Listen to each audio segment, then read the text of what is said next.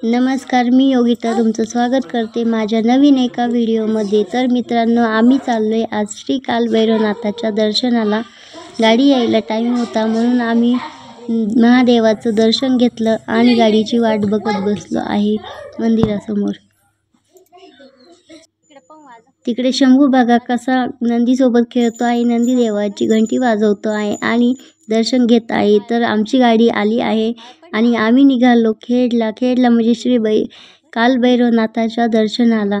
पावसाचं वातावरण झालं होतं, संपूर्ण ढग काळे होऊन आले होते।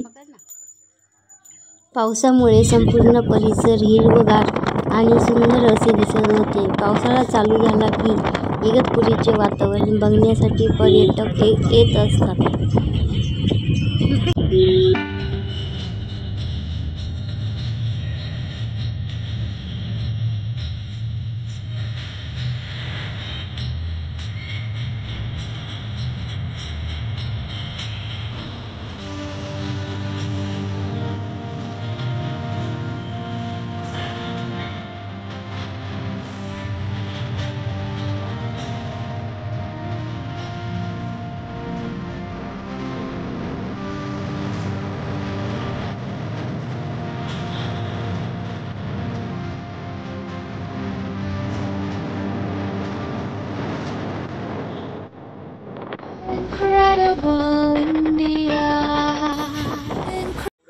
तर आम्ही पोहोचले आता श्री भैरवनाथाच्या मंदिरात। श्री भैरवनाथाचे हे जुने आणि जागृत देवस्थान आहे।